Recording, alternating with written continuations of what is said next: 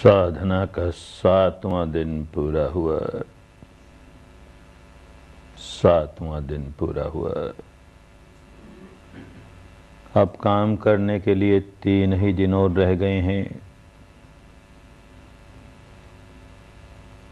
वस्तुतः काम करने के लिए तो केवल 2 ही दिन और रह गए हैं, क्योंकि 10वें दिन सुबह के ध्यान की बैठक के बाद एक नई तरह की साधना, मंगल मैत्री की साधना सीखेंगे और उसके बाद मौन टूट जाएगा। मौन टूट जाएगा तो साधना नहीं हुआ करती। बातों में लग जाएंगे तब गंभीरता से काम असंभव हो जाएगा। लेकिन वो 10वां दिन भी बहुत महत्वपूर्ण है। 9 दिनों तक मन का ऑपरेशन करते करते करते अपने मन के विकार निकालते निकालते, फोड़े में से पीप निकालते निकालते 10वें दिन उस पर मरहम पट्टी होती है। ये जो नई साधना सीखेंगे मंगल मैत्री की, वो यही काम करेगी। और वो दिन इसलिए भी जरूरी है कि इतनी गंभीरता से 9 दिन काम करने के बाद यकाएक बाहरी दुनिया में चला जाए, कोलाहल की दुनिया में, तो कभी कभी हानि हो सकती है। तो किसी तरह का खतरा नहीं मोल लिया चाहते। एक दिन यहीं बहिर्मुखी होकर के साधकों से परस्पर बात करे, औरों से बात करे, बहिर्मुखी हो। यहाँ के वातावरण में अपना मौन खोल करके बहिर्मुखी हो और ऐसी अवस्था में एक दिन रह करके फिर 11वें दिन जाए, तो किसी तरह का कोई खतरा नहीं। तो गंभीरता से काम करने के लिए 2 ही दिन रह गए। इनका पूरा पूरा लाभ उठाना है। लाभ उठाने का मतलब यही है कि खूब परिश्रम करना है, और परिश्रम बड़ी समझदारी के साथ करना है, साधना की विधि को बहुत अच्छी तरह समझते हुए। और ये जो अभ्यास करेंगे, अब इसमें निरंतरता आनी चाहिए, माने लगातार लगातार करते ही जाएं, करते ही जाएं। तो पहले तो समझ लें, बार बार दोहराते हैं, बात तो वही है, बार बार दोहराते हैं ताकि कोई गलतफहमी न रह जाए, कोई भ्रांति न रह जाए। धर्म की बात बहुत स्पष्ट होगी, साधना की विधि बहुत स्पष्ट होगी, तो काम अच्छी तरह होगा। 2 पक्ष हैं इस साधना के। जैसे एक पक्षी के 2 पक्ष होते हैं, 2 पंख होते हैं। दोनों पंख बलवान होने चाहिए और एक जैसे होने चाहिए। एक छोटा हो, एक बड़ा हो, एक दुर्बल हो, एक सबल हो, तो पक्षी उड़ नहीं पाएगा। जैसे किसी गाड़ी के 2 चक्के होते हैं तो दोनों एक समान होने चाहिए। एक छोटा हो, एक बड़ा हो, तो गाड़ी चल नहीं पाएगी। तो 2 पक्ष इसके। एक तो ये कि अपने मन की वो शक्ति बढ़ानी है जो कि अंतर मन की गहराइयों में निरंतर हमारे शरीर पर होने वाली कोई न कोई संवेदना जो भी हो रही है, उसको जानने का जो काम अंतर मन कर रहा है, अब उसको ऊपर का मन भी करने लगेगा। माने सारा का सारा मानस शरीर पर क्या हो रहा है इसको जानेगा। इस साधना की सफलता इस बात में है कि यह शरीर और चित्त दोनों को साथ लेके चलती है।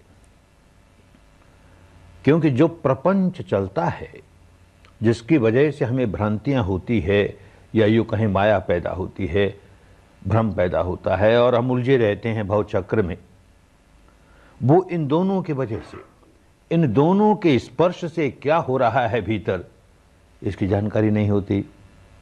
तो केवल बुद्धि के स्तर पर किसी बात को समझ के रह जाएंगे तो मानस का ऊपरी हिस्सा जरूर सुधर जाएगा, गहराइयों तक कोई परिवर्तन उसमें नहीं आएगा। और गहराइयों तक काम करना है तो शरीर को साथ लेना पड़ेगा। माने शरीर पर हमें क्या अनुभव हो रहा है, तो किसे अनुभव हो रहा है? हमारे अंतर्मन को अनुभव हो रहा है, और वो 24 घंटे अनुभव होते रहता है उसे। 24 घंटों, रात दिन सोए हैं कि जाग रहे हैं, हर अवस्था में हमारे अंतर्मन का शरीर के साथ संबंध बना रहता है।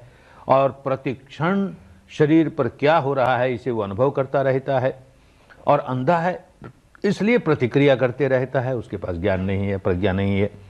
तो उसे जो प्रिय लगा राग जगाता है, अप्रिय लगा द्वेष जगाता है, ऐसा उसका स्वभाव। वो स्वभाव अगर नहीं तोड़ा हमने तो बुद्धि के स्तर पर हम हजार धर्म को समझ गए, बुद्धि के स्तर पर हम हजार निर्मलता भी ले आए, भीतर मानस वैसा का वैसा अपने स्वभाव का गुलाम बना रहा और कोई फर्क नहीं पड़ा।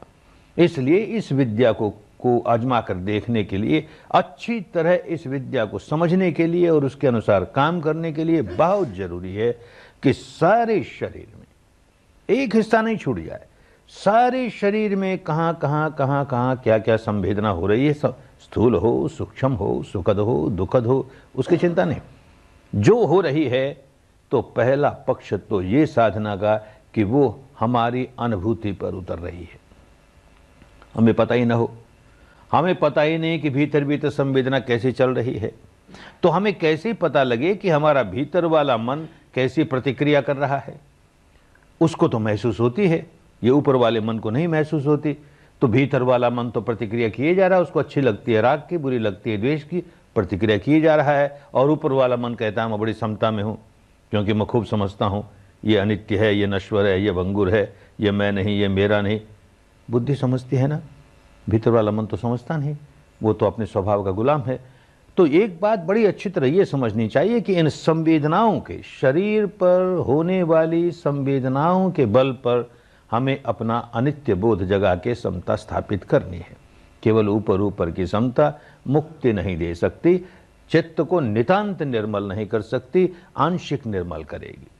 एक बात ये कि उसे जाने, और दूसरा पक्ष ये कि जान करके जो प्रतिक्रिया किया करते थे वो प्रतिक्रिया रोके, राग की प्रतिक्रिया नहीं करें, द्वेष की प्रतिक्रिया नहीं करें, अनित्य बोध जगाए। देख उत्पन्न हुई, नष्ट हुई, उत्पन्न हुई, नष्ट हुई, कितनी स्थूल हो तो उसका उदय हुआ, कुछ देर के बाद व्यय हो गया, उदय हुआ, कुछ देर के बाद व्यय हो गया। और स्थूल नहीं है, सूक्ष्म होते होते इतनी सूक्ष्म हो गई कि तरंगे ही तरंगे, तो हर तरंग उत्पन्न होती है, नष्ट होती है, उत्पन्न होती है, नष्ट होती है। अब ये उदय व्यय शीघ्र गति से होने लगा, इसकी फ्रीक्वेंसी बढ़ गई। तो बात तो वही, स्वभाव तो वो कब हो रहा, उदय व्यय, उदय व्यय। ये सच्चाई अनुभव पर उतरती जाए, बिना अनुभव के कहें उदय व्यय, उदय व्यय, हम मानते हैं सारा शरीर अनित्य है, अनित्य, कुछ नहीं मिलेगा उससे। अनुभव हो रहा है, स्वयं वेदन हो रहा है, तो अपना ज्ञान है, अपनी प्रज्ञा है, वही मुक्ति देगी। किसी दूसरे का जागा हुआ ज्ञान हमें प्रेरणा दे सकता है, हमें मार्गदर्शन दे सकता है, मुक्ति नहीं दे सकता। मुक्ति तो हमारे भीतर का जागा हुआ ज्ञान देगा। तो ये जानकारी बनी रहे, अनित्य है, इसकी जानकारी अनुभूति पर बनी रहे, और अनुभूति शरीर पर होने वाली संवेदना को ही अनुभूति कहते हैं। अन्यथा चिंतन मनन, केवल चिंतन मनन से मुक्ति नहीं मिला करती। थोड़े में समझाई गई यही बात। सब्बे संखर अनिच्चति यदा पंयायपसति अथ निबिन्दति दुःखे समग्गो विशुद्धिया। समग्गो विशुद्धिया, ये विशुद्धि का मार्ग है, चित्त को नितांत विशुद्ध कर देगा, विकारों से विमुक्त कर देगा। क्या मार्ग है? सब्बे संखारा अनिच्च, ये सारे संस्कार अनित्य हैं। संस्कार का अर्थ बड़ा बड़ा व्यापक अर्थ है। जैसे धर्म शब्द का अर्थ बड़ा व्यापक है, ऐसे संस्कार शब्द का अर्थ बड़ा व्यापक है। एक तो संस्कार का ये अर्थ जाना उस दिन कि हम जो कर्म संस्कार बनाते हैं, मानस का वो हिस्सा जो प्रतिक्रिया करके कर्म संस्कार बनाता है, उसको संस्कार कहते हैं। वैसे संस्कार शब्द का अर्थ हुआ कुछ निर्माण होना, कुछ बनना। हम बना रहे हैं, हम अपना कर्म संस्कार बना रहे हैं, अपना कर्म बांध रहे हैं, कर्म के गांठे बांध रहे हैं, मैल चढ़ा रहे हैं, तो ये कर्म संस्कार हुआ। संस्कार का मतलब ये बना, हमने नया कर्म किया, और इस कर्म का जो फल आया वो फल भी निर्माण हो रहा है, प्रकृति निर्माण कर रही है। जैसा बीज डाला उसका फल प्रकृति निर्माण कर रही है। तो वो जो बने जा रहा है, जो कुछ बने जा रहा है इस सारे विश्व में, वो सब अनित्य है, अनित्य है, अनित्य है। सारे विश्व में जो कुछ बने जा रहा है वो अनित्य है। उसकी अनुभूति तो बहुत ऊंची अवस्था में जाकर के होगी। आज तो अपने 3.5 हाथ की काया में अनुभूति हो रही है। जो कुछ निर्माण हो रहा है नष्ट हो रहा है, निर्माण हो रहा है नष्ट हो रहा है। ये अनुभूति संवेदनाओं के बल पर हमें मालूम हो रही है।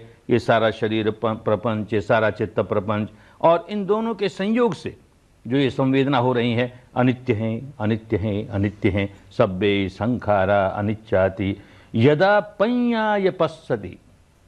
इस सच्चाई को कि ये अनित्य है, ये अनित्य है, इस सच्चाई को प्रज्ञा से देखता है, चिंतनमय प्रज्ञा नहीं। यदा पंयाय पश्यति, विपश्यना वाली प्रज्ञा, माने अनुभूति वाली प्रज्ञा, स्वयं अनुभव करके देख रहा है विपश्यना के द्वारा अनित्य है, अनित्य है, अनित्य है। अथ निव्यंदते दुखे। तो ये जो दुख में लोट पलोट लगाने की आदत हो गई थी, सुखद संवेदना आई, सुख में लोट पलोट लगाया, दुखद संवेदना आई, दुख में लोट पलोट लगाया, तो उसका भोक्ता भाव कायम रहा। जब तक भोक्ता भाव कायम है तब तक दुख ही दुख है। अब उस दुख के बाहर निकलने लगा, उसका निर्वेदन होने लगा। अरे क्या राग करें इससे, अरे क्या द्वेष करें इससे, ये तो अनित्य है, ये तो अनित्य। यूं अपने दुखों के बाहर निकलने लगा, अपने विकारों के बाहर निकलने लगा। बस यही मुक्ति का मार्ग है, यही विशुद्धि का मार्ग है। खूब अच्छी तरह समझना है। काम करते करते करते आरंभ में बड़ी स्थूल स्थूल संवेदनाएं होती हैं, और फिर काम करते जाएं, जैसे बताया जाए वैसे करते जाएं, तो किसी को 7वें दिन, किसी को 8वें दिन, किसी को 9वें दिन, किसी को 10वें दिन ऐसी अवस्था होती है कि सारी सघनता पिघल जाती है।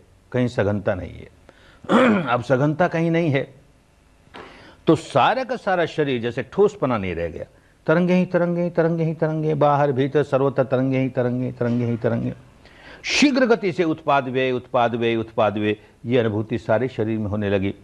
ऐसा जब होने लगता है तो सिर से पांव तक, पांव से सिर तक जब मन फेंटा लगाता है, चक्कर लगाता है, तब जहां जाए, जब जाए, जहां जाए, वहीं उसको उदय व्यय, उदय व्यय, उदय व्यय महसूस होने लगता है। कोई स्थान ऐसा नहीं कि जो मूर्छित हो, कोई स्थान ऐसा नहीं कि जहां रुक करके उदय व्यय की अनुभूति की जाए। गया की अनुभूति हुई उदय व्यय की, गया की, क्योंकि तरंग ही तरंग रह गया। सब्बो लोको पकंपितो पकंपितो, केवल प्रकंपन ही प्रकंपन, केवल तरंगे ही तरंगे, लहरें ही लहरें, और कुछ नहीं। इस अवस्था पर पहुंचता है मानो सब कुछ भंग, जितना भी स्थूलपना था सारा भंग हो गया। ऐसी अवस्था पर पहुंचे तो उसका एक विवरण, अनुभूति की बातें हैं सारी। यत्तो यत्तो सम्मसते खंदानंग उदयव्ययं, उदयव्ययं लभते पीतिपामोजं अमतं तं पजानतं, अमतं तं विजानतं। यतो यतो, जहाँ जहाँ, जब जब, ये फेंटा लगाता है ना, सिर से पाँव, पाँव से सिर, सिर से पाँव, तो जहाँ जहाँ, जब जब सम्मसतो, सम्मर्शन होता है, स्पर्श होता है, मन जहाँ गया और स्पर्श किया, तो कैसे स्पर्श होता है? जागृति के साथ, होश के साथ, स्मृति के साथ, सम्यक स्मृति के साथ जहाँ स्पर्श होगा, जहाँ स्पर्श होगा, तो वहाँ सारे खंडों में उदय व्यय, उदय व्यय, उदय व्यय, ये अनुभूति होगी। 5 स्कंद होते हैं, एक तो शरीर का स्कंद, तो शरीर में तो ये वेदना है इसलिए मालूम होता है उदय व्यय, उदय व्यय। ये किसको मालूम होता है? शरीर को नहीं मालूम होता है। शरीर और चित्त दोनों जुड़ते हैं तब मालूम होता है, अन्यथा नहीं मालूम होगा। जहां चित्त नहीं है वहां संवेदना नहीं मालूम होती। स्पर्श हुई तो वेदना हुई, फस पच्चया वेदना। जहां जहां जहां जहां मन गया वहां वहां वहां वहां संवेदना मालूम हो रही है। ये चारों स्कंद मानस के विज्ञान जान लिया, संज्ञा उसने बावलेपन से व्याख्या की, उसका मूल्यांकन किया, अच्छी है, बुरी है, सुखद है, दुखद है। और जैसे जैसे इस विद्या में पकते चले जाएंगे, यही मूल्यांकन करने वाली संज्ञा अब ठीक से मूल्यांकन करने लगेगी। पहले तो कहती थी बहुत अच्छा है, बहुत बुरा है, अब कहेगी अनित्य है, तो वो अनित्य संज्ञा बन जाएगी। अरे अनित्य है, अनित्य है, जो है सो अनित्य है। सचमुच उसे अनुभव होने लगा ना, और बात समझ में आने लगी, तो प्रज्ञा बन गई। वो वही संज्ञा प्रज्ञा बन गई। वेदना है, उत्पाद होता है, व्यय होता है, और ये संस्कार है, उत्पाद होते हैं, व्यय होते हैं। प्रतिक्रिया हुई, समाप्त हुई, फिर होश आ गया। प्रतिक्रिया हुई, समाप्ति, फिर होश आ गया। ये पांचों के पांचों स्कंद, इनमें उदय व्यय, उत्पाद व्यय, सारी जगह जहां जाए तो सारे शरीर में फेंटा लगाते हुए जहां जाए वहीं उदय व्यय, जहां जाए वहीं उदय व्यय। ऐसी अवस्था आ गई तो लबते पीति पामोजन। तो शरीर में जो भारीपन है, आरंभ करते ही काम कितनी पीड़ा मालूम हुई, कितना भारीपन मालूम हुआ, कितना दुखाव, कितना तनाव, कितना खिंचाव, ये जब ऐसी अवस्था आने लगती है सारा भारीपन दूर होते चले जाता है। भारीपन शरीर का नहीं होता, लगता है शरीर का भारीपन है, भारीपन हमारे विकारों का है। जैसे जैसे विकार निकलते चले गए वैसा वैसे हल्कापन आना शुरू हो गया, तनाव दूर होता चला गया, तो भीतर ही भीतर बड़ा पुलक रोमांच। तो उसी को उन दिनों की भाषा में कहा प्रीति प्रमोद। आज की भाषा में कहें तो बड़ा आनंद। भाषा बदल जाती है 2500 वर्ष में। उन दिनों आनंद शब्द जरा हल्का शब्द माना जाता था अध्यात्म के क्षेत्र में, और प्रीति प्रमोद ऊंचा शब्द माना जाता था, सुख ऊंचा शब्द माना जाता था। आज की भाषा में आनंद को ऊंचा मानने लगे, सुख को नीचा मानने लगे। ये तो शब्दों की माया, हमें उससे लेन देन नहीं, ऐसी अनुभूति होती है। उसे ये कहें कि आनंद, बहुत आनंद हुआ। लेकिन ये जो बहुत आनंद हुआ, साधक समझदार नहीं होगा तो वहीं अटक जाएगा। बस मिल गया, इसी के लिए तो सारा काम कर रहे थे। हमें तो मिल गया, आत्मानंद मिल गया, परमानंद मिल गया, ब्रह्मानंद मिल गया, मोक्षानंद मिल गया, मोकानंद मिल गया, मोकानंद मिल गया, एकदम रुक जाएगा। अरे बीच की धर्मशाला है, अभी तो अंतिम अवस्था पर पहुंचने में बहुत लंबा बाकी है रास्ता, और यहीं अटक गए। उसको ये समझता रहेगा कि ये भी अनित्य है, कितना ही आनंद अनुभूत हो रहा है, पर शरीर और चित्त से संबंधित ही है। हमारी 6 इंद्रियां काम कर रही है, इंद्रियों से संबंधित ही है, इंद्रियों के परे नहीं है। इंद्रियातीत अनुभूति जब होगी तब ये सारी इंद्रियां काम करनी बंद कर देगी। आंख नहीं काम करेगी, नाक नहीं करेगी, जीभ नहीं करेगी, त्वचा नहीं करेगी, कान नहीं करेगा, और मन भी नहीं करेगा। उसके परे की अवस्था है मुक्त अवस्था, जो नित्य है, शाश्वत है, ध्रुव है, जहां उत्पाद ही नहीं होता तो व्यय नहीं होता, न कुछ उत्पाद होता है न कोई व्यय होता है। वो अवस्था इंद्रियों के परे की अवस्था है, और उसका आरोपण इंद्रिय अवस्था की किसी अनुभूति पर लगा दें तो गाड़ी रुकी जाएगी ना, आगे कैसे बढ़ेंगे। तो ये प्रीति प्रमोद जो आया, इसको भी अनित्य है, अनित्य समझता जाएगा, तो अमतंग तंग बीजानतंग, तो ऐसी अवस्था का साक्षात्कार कर लेगा जो अमृत की अवस्था है। अमृत है, कुछ मरता नहीं, क्योंकि अजन्मा है, कुछ जन्मता नहीं, उत्पाद होता नहीं, व्यय होता नहीं, तरंग नहीं है। ये सारा क्षेत्र तरंगों का क्षेत्र, शरीर और चित्त का क्षेत्र, तरंगों का क्षेत्र, उदय व्यय। वहां उदय व्यय नहीं, वो तरंगातीत अवस्था है। कैसी है, क्या है, वर्णन नहीं किया जा सकता, शब्दों में नहीं समझाया जा सकता, क्योंकि इंद्रियों के परे की अनुभूति है। उसको फिर इंद्रिय जगत में आकर के उसकी अनुभूति कुछ क्षणों के लिए हो सकती है, कुछ सेकंड्स के लिए हो सकती है, कुछ मिनटों के लिए हो सकती है, कुछ घंटों के लिए हो सकती है, लेकिन फिर इंद्रिय जगत में आना पड़ेगा। जीना है तो इंद्रिय जगत में आया तो उसे समझेगा क्या था, वो बोल नहीं पाएगा। गूंगे का गुड़ है, कैसे बोलेगा, क्या बोले, कैसे समझाए, लोग समझेंगे कैसे। इंद्रियों के परे की अनुभूति इंद्रियों द्वारा कोई कैसे समझाए, और उसे कोई इंद्रियों द्वारा कैसे समझे।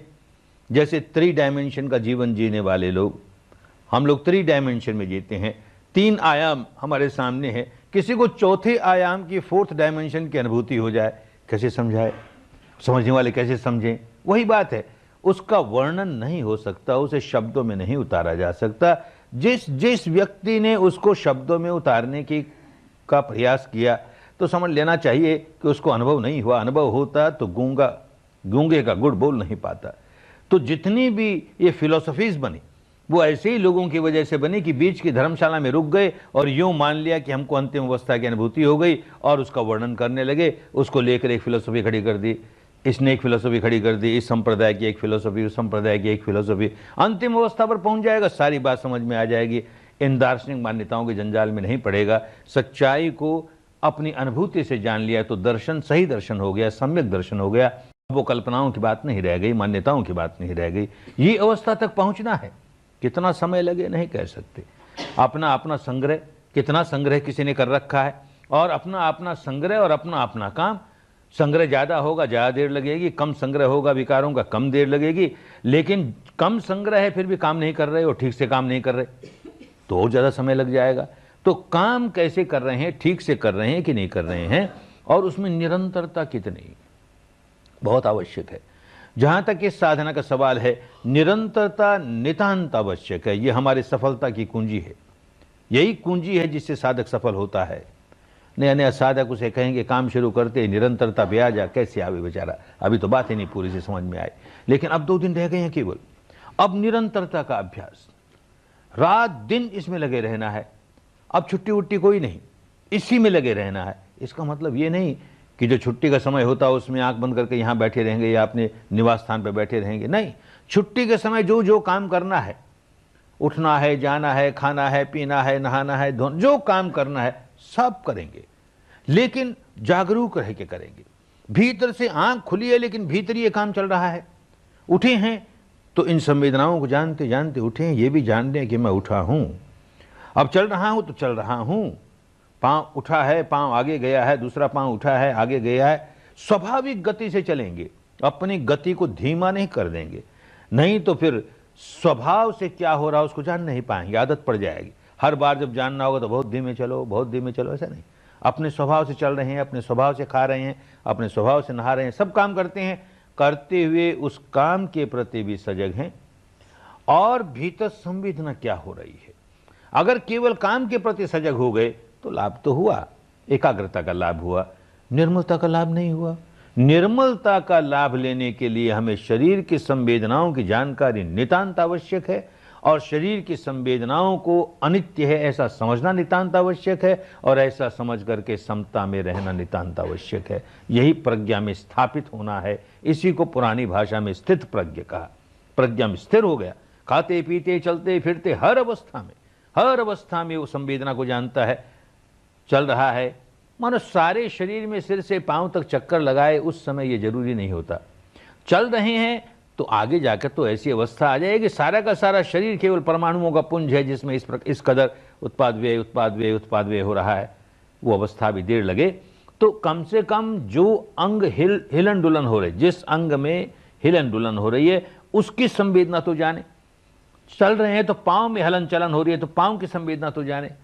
खाने को बैठे हैं तो हाथ से कोर उठाया है तो हाथ की अंगुलियों में, जैसे कोर को छुआ, हाथ की अंगुलियों में संवेदना है। और जैसे ही मुंह को लगा तो होठ पर संवेदना है, मसूड़ों पर संवेदना है। अब दांत से चिगल रहे हैं तो चिगल रहे हैं और संवेदना मालूम हो रही है। जीभ पर संवेदना है, अब गले में निगलने लगे तो निगल रहे हैं और संवेदना है। अनित्य है, अनित्य है। भीतर जा रहा है, भीतर महसूस हो रहा है, अनित्य है, अनित्य है, अनित्य है। जो जो काम करेंगे, नहाएंगे, धोएंगे, यहां तक कि आराम करना है, लेटे हैं तो लेटे हैं तो ये जान रहे हैं कि इस प्रकार लेटा हूं, बस हो क्या रहा है, केवल इस प्रकार लेटा हूं, इस प्रकार लेटा हूं, ऐसे करते चले जाएंगे तो बड़ी ऊपर ऊपर की बात हुई, छिछली बात हुई।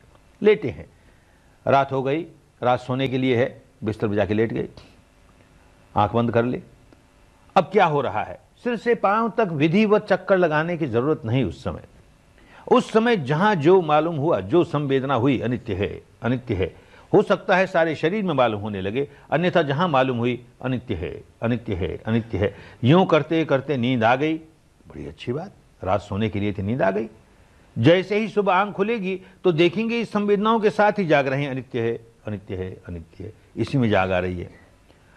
कभी कभी ये भी होगा, अनेकों को होने लगता है कि आधी सी नींद है, आधी सी जाग है, आधी सी नींद है, आधी सी जाग है। लेटे हैं और अंदर मालूम भी हो रहा है, लेटे हैं मालूम भी हो रहा है। कभी कभी ये भी होगा कि सारी रात नींद आई ही नहीं। बड़े कल्याण की बात हो गई, बहुत बड़े कल्याण की बात हो गई। इसी को कहते हैं सारी दुनिया सोती है, विपश्यना योगी जागता है, इसी में जागता है। यही तुरीय अवस्था है कि भीतर जो हो रहा है उसे जान रहा है, उसे जान रहा है, उसे जान रहा है, उस अनित्य बोध में चिंता शुरू कर दे। एक बात ख्याल रखनी चाहिए कि कहीं ये नशा न चढ़ जाए कि हम तो विपश्यना योगी हैं, हमको सारी रात जागना है, तो हम तो बैठ के सारी रात साधना करेंगे, हम नहीं सोने वाले। तो जोर जबरदस्ती नहीं होता, अपने सहज भाव से नींद नहीं आई तो नहीं आई, आई तो आई, और अगर नहीं आई तो हम चिंता नहीं करते। नहीं तो जबरदस्ती जागेंगे, अपने आप नींद आ गई आ जाए, और नींद आए इसलिए जबरन जागेंगे, ऐसा नहीं करेंगे। अगर नींद नहीं आ रही, अपने आप नहीं आ रही है तो हम जान रहे हैं तो चिंता नहीं करेंगे। अगर चिंता शुरू कर दी, देख मुझे नींद नहीं आ रही, अरे 11 बज गए नींद नहीं आ रही, 12 बज गए, 1 बज गए, 2 बज गए नींद, तो दूसरे दिन विपश्यना योगी नहीं रोगी होके उठेंगे, बहुत बड़ा रोग लेके उठेंगे, बहुत आलस आएगा, तंद्रा आएगी, जी घबराएगा, सारी रात नींद नहीं आए। और अगर उसे समता भाव से देखते चले गए, अरे अनित्य है अनित्य, तो सुबह मुस्कुराते हुए उठेंगे, बड़ा हल्का फुल्का, बड़ा फ्रेश होकर के, तरोताजा होकर आदमी उठेगा। आखिर नींद प्रकृति ने क्यों बनाई? हमारा शरीर दिन भर काम करता है, उसको विश्राम मिलना ही चाहिए एनर्जी वापस गेन करने के लिए। हमारा मन दिन भर ये काम करे वो काम करे, उसको जरा विश्राम मिलना ही चाहिए। विश्राम मिलने के लिए, नई ऊर्जा अर्जित करने के लिए शरीर और चित्त दोनों के लिए नींद बनाई गई। हमने शरीर को लेटाए रखा, इसीलिए कहती हैं कि रात को जबरदस्ती बैठना या फिरना कतई मना है, बिस्तर पर लेटे रहें, तो शरीर को पूरा आराम मिल गया। और मन को इससे ज्यादा आराम कभी नहीं मिलता कि वो इस क्षण की सच्चाई को जानता रहे और प्रतिक्रिया नहीं करे, जानता रहे और प्रतिक्रिया नहीं करे। अरे बेचारा थकता इसी मारे है कि इस क्षण पर जो कुछ हुआ उसको किसी पूर्व की अनुभूति से जोड़ेगा, कोई भविष्य की कल्पना से जोड़ेगा, और ये अच्छा लगा, ये बुरा लगा, तो राग पैदा करेगा, द्वेष पैदा करेगा, बड़ा व्याकुल हो जाएगा। व्याकुल होगा तो थकेगा, बेचैन होगा, अशांत होगा। अब व्याकुल होता नहीं। वर्तमान में जो हो रहा है, जो संवेदना हो रही है, वो अनित्य है, अनित्य है, तो जरा सी व्याकुलता नहीं, जरा सी अशांति नहीं, तो अपने आप आराम मिल गया। इससे बड़ा आराम मन को मिलता नहीं, बहुत आराम मिल गया दोनों को, और सुबह फिर उसी तरह से काम में लग जाएंगे। यूं निरंतरता, ये अभ्यास की निरंतरता बड़ी कल्याणकारिणी है। बड़ी समझदारी के साथ काम करें और बाकी बचे हुए 2 दिनों का इस प्रकार उपयोग करें कि चलते फिरते, खाते पीते, हर अवस्था में, जब ध्यान में बैठे हैं तो बैठे बैठे, और जब उठना पड़ा किसी भी कारण से तो उठे तो भी देखने लगे भीतर, आंख खोले खोले देख रहे हैं, चल रहे हैं आंख खोले खोले भीतर देख रहे हैं, खा रहे हैं, पी रहे हैं, नहा रहे हैं, धो रहे हैं, लेट रहे हैं, हर अवस्था में सजग हैं, सजग हैं, सजग हैं। किस बात के लिए सजग हैं? भीतर की संवेदनाओं के लिए सजग हैं। काम करेंगे तो प्रगति होती जाएगी, 2 दिनों में भी बहुत कुछ प्राप्त कर लेगा। खूब लगन से, निष्ठा से काम करे और निरंतरता से काम करे और फल नहीं आए, ऐसा नहीं होता। जितना काम करेंगे उतना फल आएगा ही। ये जो कल कह दिया कि हमारे 5 दुश्मन हमारे पीछे लगे हुए हैं, लगे हैं, लेकिन घबराना नहीं उससे, मन में उदासी निराशा नहीं आ जाए उसकी वजह से। हमारे साथ 5 मित्र भी हैं, इन 5 मित्रों को साथ रखेंगे, बड़े बलवान है ये मित्र। ये 5 मित्र हमारे साथ रहेंगे, निर्मल रहेंगे, निर्मल रहेंगे तो बलवान रहेंगे। इनको मैला कर दिया तो यही दुश्मन बन जाएंगे। 5 हमारे मित्र निर्मल रहें, कोई दुश्मन हमारा कुछ नहीं बिगाड़ सकेगा, खूब प्रगति होगी। तो जैसे अपने दुश्मनों को पहचाना और उनके प्रति सजगता सीखी कि वो दुश्मन सिर पर न सवार हो जाएं, ऐसे ही अपने मित्रों को पहचाने कि इनको हम कैसे निर्मल रखें और कैसे इनकी वजह से अपना बल बढ़ाएं। कौन 5 मित्र हैं? पहले को कहा श्रद्धा। श्रद्धा है, भक्ति है, विश्वास है, धर्म के लिए बहुत आवश्यक है। एक आदमी धर्म के रास्ते चलना चाहे और उसमें श्रद्धा का नामो निशान नहीं, जरा सा विश्वास नहीं, कैसे काम करेगा? एक कदम नहीं चल पाएगा। बहुत आवश्यक है। लेकिन खतरा तब होता है जबकि यही श्रद्धा, यही भक्ति, यही विश्वास अपनी निर्मलता खो देता है, मैला हो जाता है। मैला कैसे हो जाता है? श्रद्धा के साथ विवेक बना रहे, बुद्धि बनी रहे, प्रज्ञा बनी रहे, होश बना रहे, मैली नहीं होगी श्रद्धा। और नहीं तो अंधी बन ही जाएगी, अंधश्रद्धा हो जाएगी। अंधश्रद्धा हुई कि मानो पांव में बेड़ियां पड़ गई, हाथ में हथकड़ी पड़ गई, अब तो बंदी हो गए हम, कुछ लाभ नहीं होगा इस श्रद्धा का। तो निर्मल रखें इसे। श्रद्धा किसी के प्रति हो, श्रद्धा हमारे पांव हैं, और जो विवेक है, बुद्धि है, ये हमारी आंखें हैं।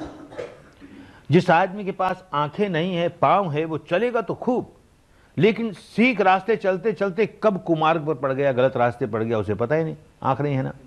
चलते चलते कब किसी गड्ढे में पड़ गया, आंख नहीं है ना, गिरी पड़ेगा। तो आंख होनी बहुत जरूरी।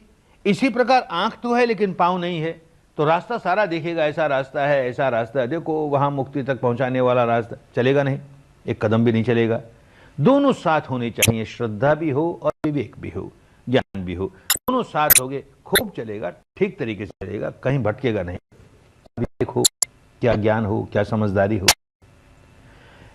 श्रद्धा जिस किसी के प्रति हो, किसी भी देवी के प्रति, देवता के प्रति, ईश्वर के प्रति, ब्रह्म के प्रति, अल्लाह मियाँ के प्रति, किसी बुद्ध के प्रति, किसी महावीर के प्रति, किसी संत अरहंत के प्रति, किसी गुरु महाराज के प्रति, किसी के प्रति श्रद्धा हो, श्रद्धा होने में दोष नहीं है, किसके प्रति हुई कोई दोष की बात नहीं। श्रद्धा क्यों होती है? इस व्यक्ति में कुछ सद्गुण हैं, औरों से कुछ ज्यादा अच्छाई है, तब न श्रद्धा होगी। अगर वो दुर्गुणों का पिटारा हो, दुर्गुण ही दुर्गुण है, तो काहे की श्रद्धा है ऐसे व्यक्ति के प्रति?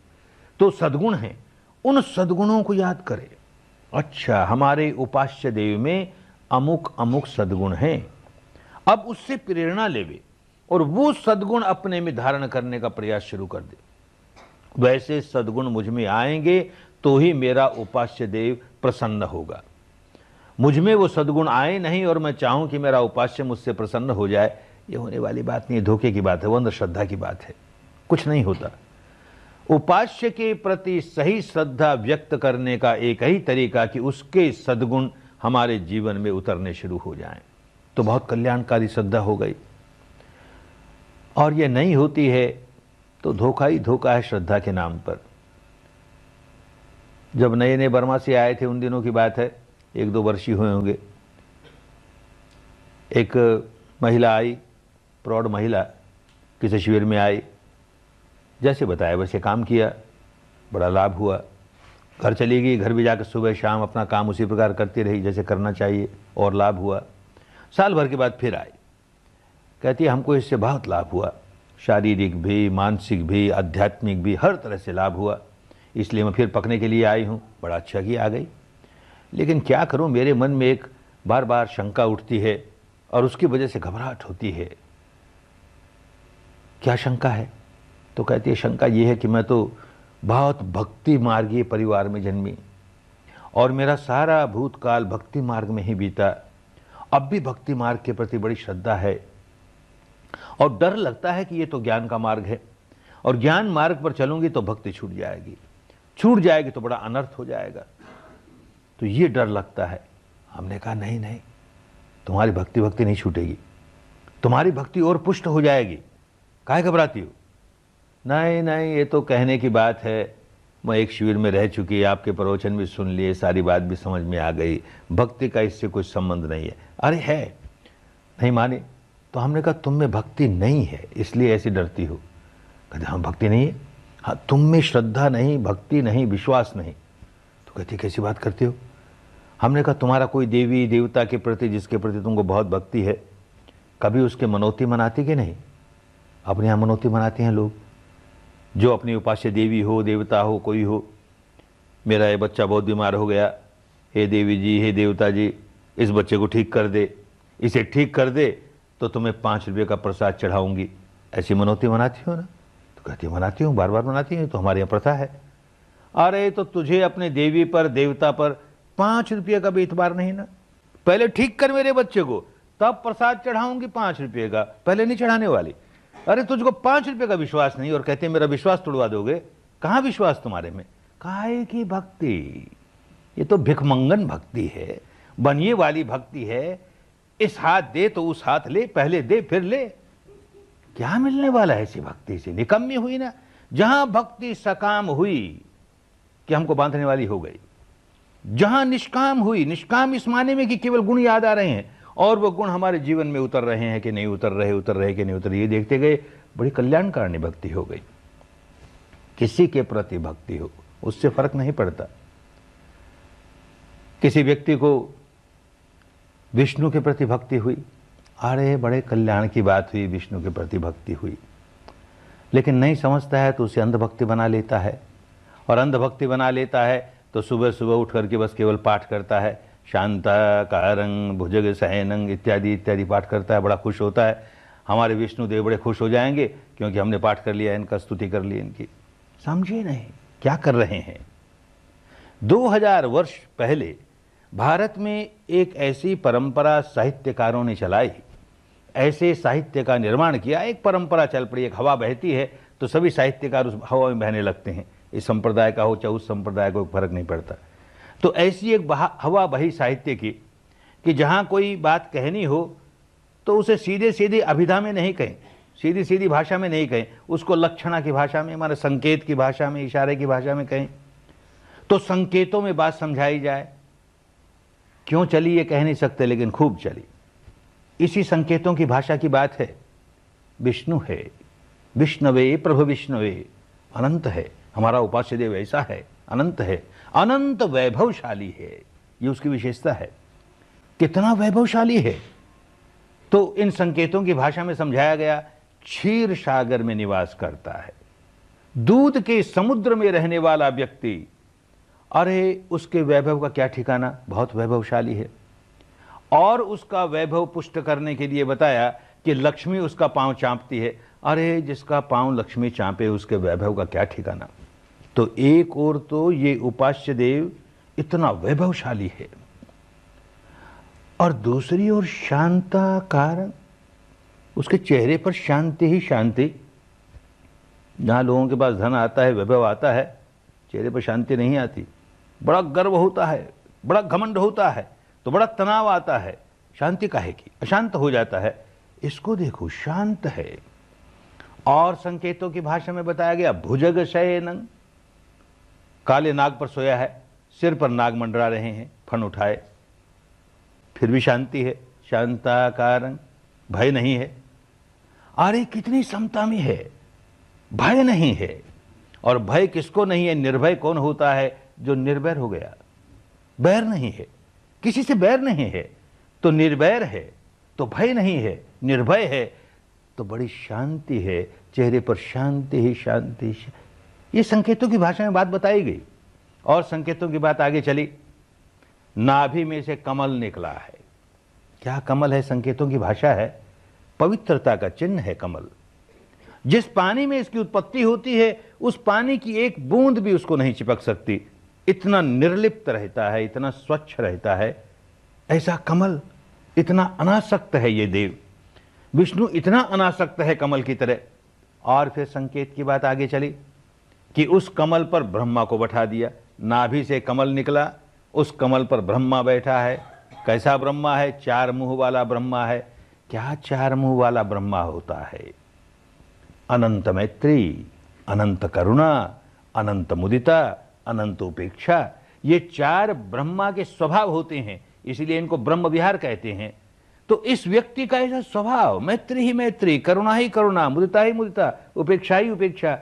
अरे ऐसा व्यक्ति हमारा उपास्य हो जाए और उसके वो सद्गुण हमारे जीवन में उतारने का जरा सा भी काम नहीं करें, तो भक्ति अंधी हुई ना, श्रद्धा अंधी हुई ना। क्या काम आई हमारे? निकम्मी हो गई। बस केवल मांगनी करते हैं उससे, ये कर दो, वो कर दो। भिकमंगन भक्ति धर्म को भी ले डूबती है। अगर कोई ईश्वर है बेचारा तो उसको भी ले डूबती है, और भक्त को भी ले डूबती है, सारे धर्म को ले डूबती है। भक्ति तो केवल गुणों को याद करके और कैसे वो गुण हमारे भीतर आए। ऐसे ही किसी को शिव के प्रति भक्ति हो गई, अरे बड़ा कल्याण हुआ, शिव के प्रति भक्ति हो गई। किसको शिव कहते हैं? फिर संकेतों की भाषा। शिव शब्द का अर्थ ही मंगल है, शुभ है, मंगल है। मंगल के प्रति भक्ति हो गई, तो उसका भी कोई चित्र देखा होगा, उसकी कोई मूर्त देखी होगी, कैसे ध्यान अवस्थित बैठा है, कितना ध्यान में है। और देखा होगा सारे शरीर पर नाग लिपटे हैं, काल लिपटा है, सारे शरीर पर काल लिपटे हैं। जरा सा भय नहीं, निर्भय, निर्वैर, शांत है, शांत है। और एक कहानी सुनी होगी, गला नीला है। क्या नीला है? नीलकंठ है। तो एक कहानी इसके बारे में सुनी होगी कि कभी दैत्यों में, दानवों में और देवों में बड़ा झगड़ा हुआ। तो कुछ ही बात को लेकर के ये फैसला हुआ समुद्र का मंथन करें, उसमें से जो निकलेगा वो बांट लेंगे। दोनों ने मिलकर समुद्र का मंथन किया, बहुत कुछ निकला उसमें से विष भी निकला, बड़ा हलाहल विष निकला। उसमें से अमृत भी निकला। अब अमृत तो सब लेना चाहें, विष कौन लेवे? तो ये कहता है लाओ विष मुझे दे दो। कोई नहीं लेना चाहता ना, विष मैं पी लूंगा, अमृत अमृत तुम लोग ले लो। सारा विष पी गया, ऐसा हलाहल विष पी गया, गला नीला हो गया। माथे में शांति है, शीतलता है। विपश्यना योगी है, शीतलता है माथे में, समता है ना, शीतलता है, शांति है। उस शीतलता बताने के लिए माथे पर चंद्रमा, अरे चंद्रमा जैसी शीतलता है इसके माथे पर। और शीतलता स्पष्ट करने के लिए माथे में से गंगा बहती है, गंगा ही गंगा है, शीतल गंगा बहती है। अरे अभी तो 7 ही दिन हुए ना लोगों को, कितने लोगों को सिर से पांव तक हर हर गंगा महसूस होने लगी ना। ये सिर से पांव तक जो धर्म का प्रवाह चलता है यही गंगा, और काहे की गंगा। भीतर ऐसे धर्म का प्रवाह चलना शुरू हो जाए, बड़ी शांति, बड़ी शीतलता प्राप्त होती है। ऐसा शिव, मंगलकारी शिव किसी का उपास्य हो जाए और उसके गुण अपने जीवन में उतारने का कुछ काम ही नहीं करे तो भक्ति क्या काम आई। एक महिला इसी तरह से शिविर में आई, कहती है मेरा 20 बरस का कि 30 बरस का मेरा एक व्रत है, मैं रोज शिवजी महाराज के चिन्ह पर 1 लोटा पानी डालती हूँ, और आप तो 10 दिन आपने बांध लिया यहाँ पर, तो मेरा तो ये व्रत टूट जाएगा, और व्रत टूट जाएगा तो बड़ा अनर्थ हो जाएगा। जहाँ शिविर लगा था उसके बिल्कुल सामने ही कुछ शिव मंदिर था, तो कहते हैं मुझे 2 मिनट की छुट्टी, केवल जाकर के लोटा ढाल के निकल आऊंगी, कुछ वहाँ पर किसी से बात नहीं करूँगी, कुछ नहीं करूँगी, इतनी छूट मुझे मिले। हमने कहा नहीं बेटी, इस सीमा को छोड़ के नहीं जा सकती, पर देखिए हमारा व्रत टूट जाएगा, बहुत अनर्थ हो जाएगा, आखिर इतने वर्षों का व्रत है, आपका इसमें क्या बिगड़ता है। अरे तू समझ तो सही, तो किसके चिन्ह पर पानी डाल रही है रे। जिस व्यक्ति ने अपनी सारी वासनाएं समाप्त कर दी, जिस व्यक्ति ने काम का दहन कर दिया, जला दिया, उसे नष्ट कर दिया, उस पर 1 लोटा पानी डाल करके उसे शीतल कर रही है। अरे तेरे भीतर जो काम वासना जल रही है उसे शीतल करना, उसे शीतल कर इस विपश्यना द्वारा कल्याण हो जाएगा, तो शिव की अनुगामिनी हो जाएगी। जिसने काम का दहन किया वैसे तू भी काम का दहन कर, एकदम उसके भक्त हो जाएगी। बात नहीं समझ में आती तो केवल इन कर्म कांडों को भक्ति का रूप देकर के अपना अनर्थ कर लेते हैं, बहुत बड़ा अनर्थ कर लेते हैं। उसे बताया पशुपति है। क्या पशुपति है? ये पशु है ना, काम वासनाएं पशु हैं जो हमारे सिर पर सवार हो जाते हैं। क्रोध पशु है, हमारे सिर पर सवार हो जाता है।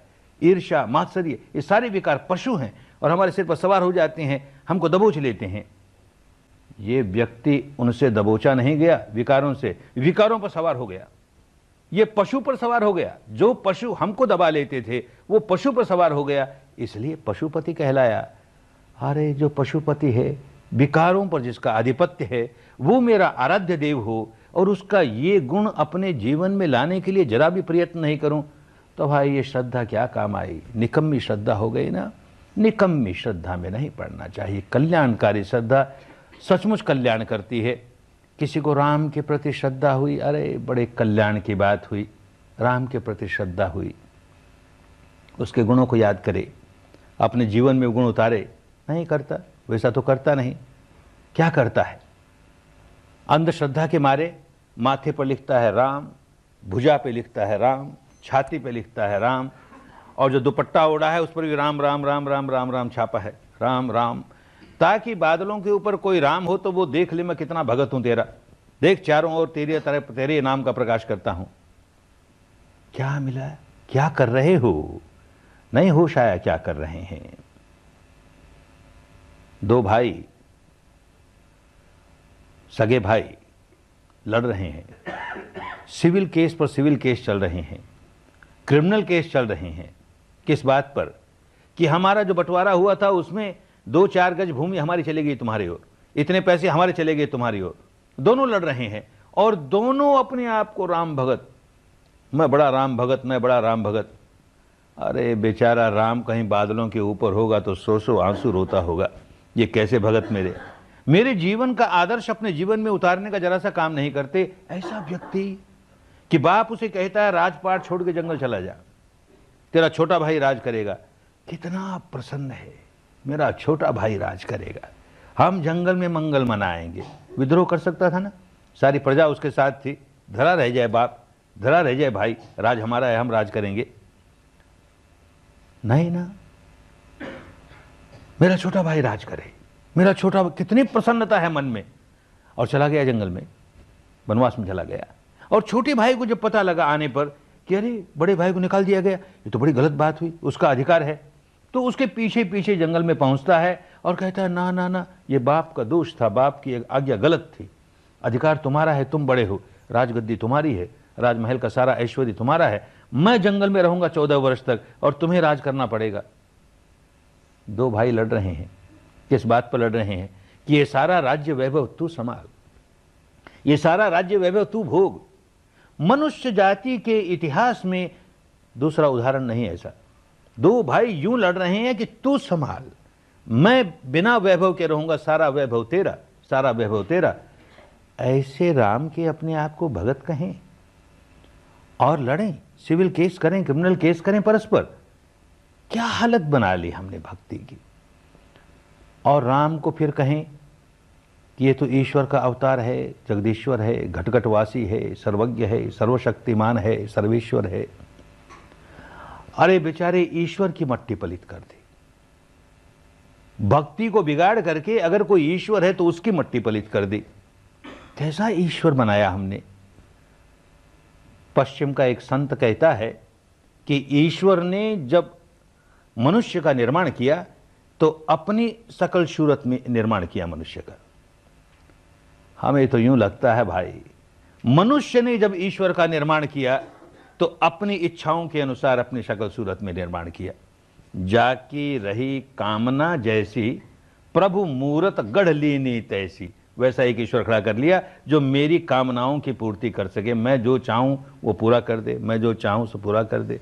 अपनी जैसा निर्माण करेगा, मैं जैसा हूं उसी तरह का निर्माण करूंगा ईश्वर का। और किस तरह का करूंगा।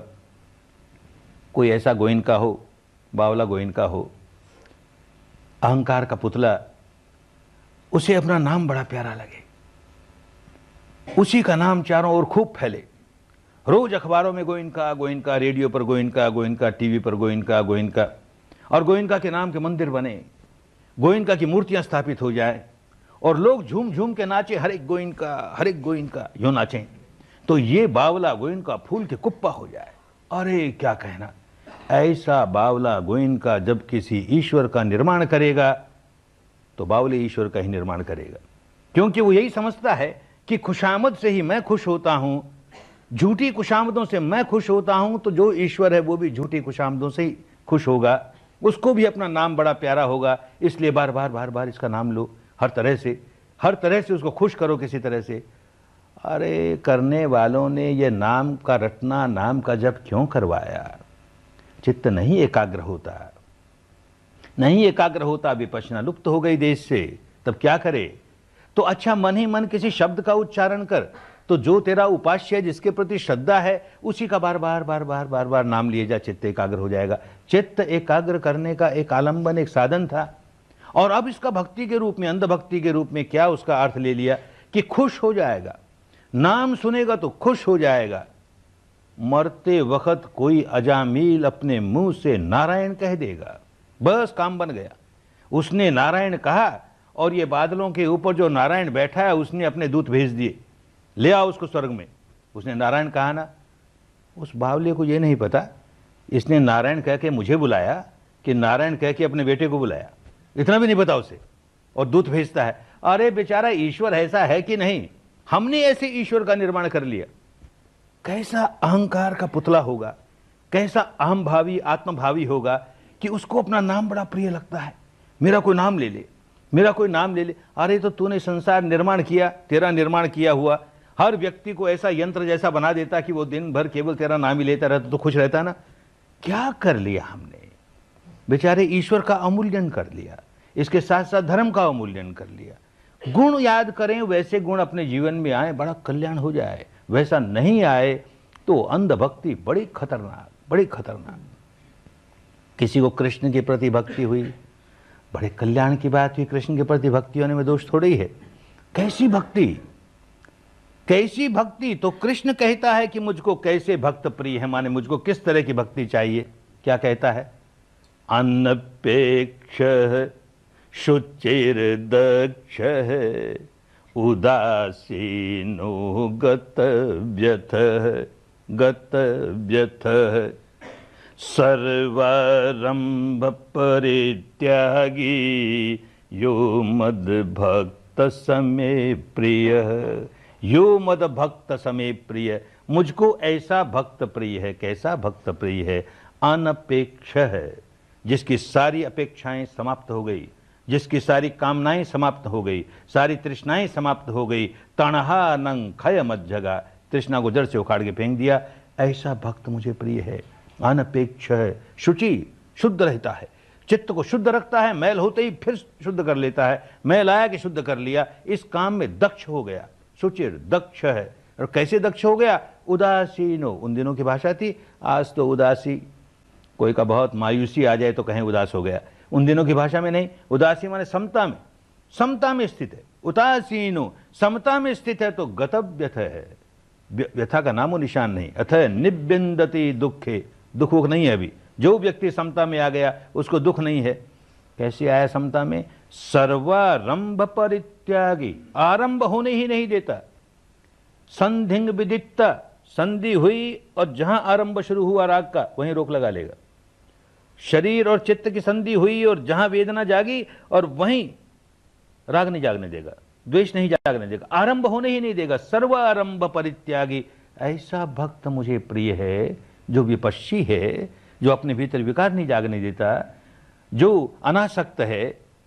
ये तो कृष्ण कहता है ना, लेकिन भगत कहता हमको ऐसा ईश्वर नहीं चाहिए, हमको तो ऐसा ईश्वर चाहिए कि हम घंटी बजा दें और वो खुश हो जाए, हमको तो ऐसा ईश्वर चाहिए कि हम घंटी बजा दें और वो खुश हो जाए, हम उसका नाम ले लें और वो खुश हो जाए और हमारी सारी कामनाएं पूर्ति कर दे। कहाँ उलझ गए? भक्ति को कहाँ ले गए? क्या हालत कर दी? किसी को ईसा मसीह के प्रति भक्ति जागी, अरे बड़े कल्याण की बात। कैसा संत, संतों में संत शिरोमणि, कैसा संत, कितनी मैत्री उस व्यक्ति में, कितनी करुणा, कितनी सद्भावना।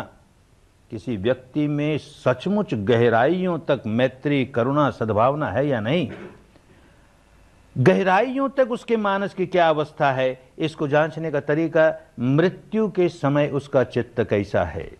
क्योंकि मृत्यु के समय कोई न कोई गहरे चित्त का संस्कार उभर कर ऊपर आएगा। यह कुदरत का बंधा बंधाया नियम है, क्योंकि अब आगे जन्म मिलना है तो कोई पत्थर की लकीर वाला संस्कार उठे और आगे धकेल के नया जन्म देवे। तो क्या उसके पास संस्कार है, क्या है इस व्यक्ति के पास? जैसे और संतों का होता है, अनेक लोग दुश्मन हो गए तो हत्या की, तड़पा तड़पा के हत्या की, सूली पर चढ़ा दिया, हाथों में कील ठोंक दी, पांव में कील ठोंक दी, सिर में कील ठोंक दी, तड़पता है, तड़प तड़प के मर रहा है। इतनी तड़पन, इतना दुख, लेकिन क्रोध का नामो निशान नहीं, द्वेष का नामो निशान नहीं। मरते मरते भी मैत्री जागती है, करुणा जागती है। और किनके प्रति जागती है? उन्हीं के प्रति जिन्होंने ये हालत बनाई है। अरे इनको अपने किए का दंड न भोगना पड़े रे, इनको अपने किए का दंड न भोगना पड़े रे, ये बड़े अबोध हैं, ये जानते नहीं कर क्या रहे हैं, बड़े अबोध है रे बड़े। कितनी मैत्री, कितनी करुणा। और हम अपने आप को ईसा मसीह के भक्त कहें और अपने भीतर मैत्री करुणा जगाने का जरा सा भी काम नहीं करें तो कैसी भक्ति हुई? ये क्या कल्याण करेगी हमारा? नशा ये है भक्ति का कि हमको बहुत विश्वास है ईसा मसीह पर। क्या विश्वास है? कि ये विश्वास है कि वो ईश्वर पुत्र था। अरे होगा, वो ईश्वर पुत्र था, इसका सर्टिफिकेट तुम्हारे पास मांगता है वो।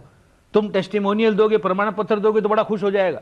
देखो इस आदमी ने भी मान लिया कि मैं ईश्वर पुत्र हूं, इस आदमी ने मान लिया मैं ईश्वर। कहां उलझ गए? अरे ईश्वर पुत्र था, इसमें संदेह कहां? रत्ती भर भी संदेह नहीं। आखिर क्या ईश्वर होता है?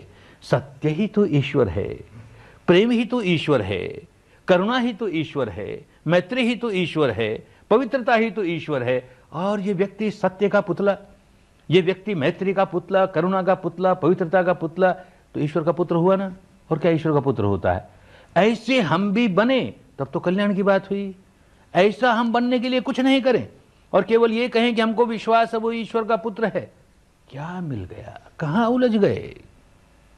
ऐसे ही किसी को महावीर के प्रति श्रद्धा हुई, बड़े कल्याण की बात हुई, भगवान महावीर के प्रति श्रद्धा हुई, लेकिन नहीं होश रहता है तो क्या करता है?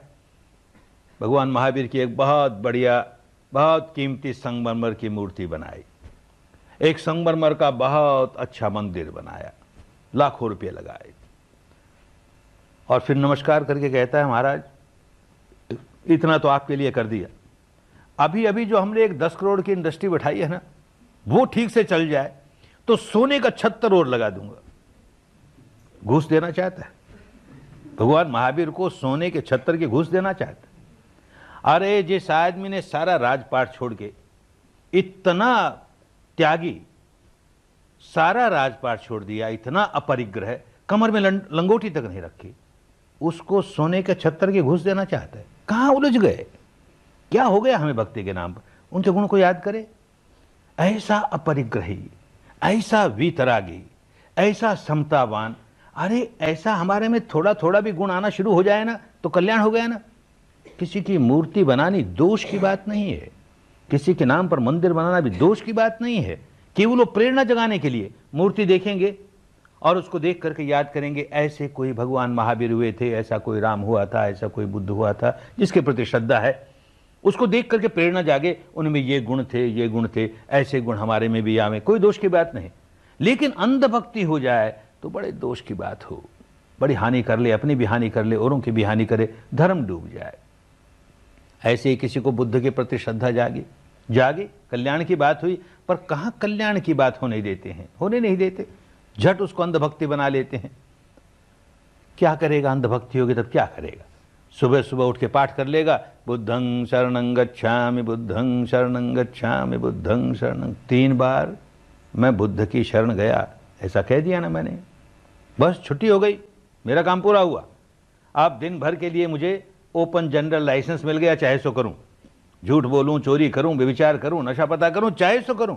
अरे आखिर किस लिए शरण गया भाई? हम तो साधारण मनुष्य, गलतियां करेंगे ही, हम शरण इसलिए गए कि तू हमको उतार देगा। हम 1000 झूठ बोलेंगे, 1000 व्यभिचार करेंगे, 1000 हत्या करेंगे, फिर भी तू उतार देगा, इसलिए तेरे शरण आए।